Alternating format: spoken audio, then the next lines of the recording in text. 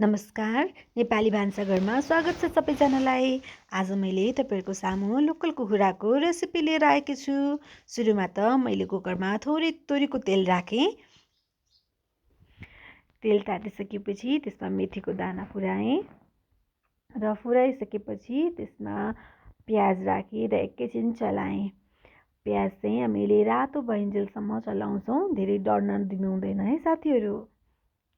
यतिको रातो भइसकेपछि मैले यसमा मजाले पखालेर राखेको लोकल कुखुराको मासु राख्दैछु। मासुलाई चाहिँ मजाले पखालेर नै पकाउनु होला है। भिडियोको एङ्गल क्यामेराको क्वालिटीलाई थोरै इग्नोर गरिदिनु होला। नयाँ च्यानल हो, हजुरहरूले माया सपोर्ट साथ दिँदै जानुभयो भने अझै राम्रो भिडियोहरू राम्रो क्वालिटीमा लिएर अघि आउने नै छु।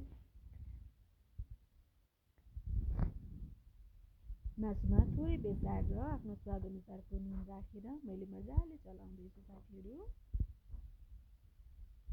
तेजपत्ता पनि राखेको छु। एकैछिन चलाएर अब मैले त्यसमा राख्छु मजाले कुटेको अदुवा लसुन र टमाटर।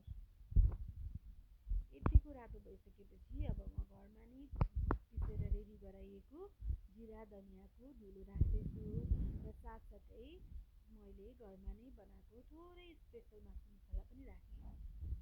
साथीहरू यतिको रातो भइसकेपछि अब मैले यसमा पानी राख्दैछु, किनभने लोकल कुखुराको खाने त झोल नै हो नि होइन र। मजाले 4-5 सिटी लगाएर हेर्नुहोस् त यतिको बनाएँ र हाम्रो लोकल कुखुराको मासु रेडी भयो। धनियाँ राखेर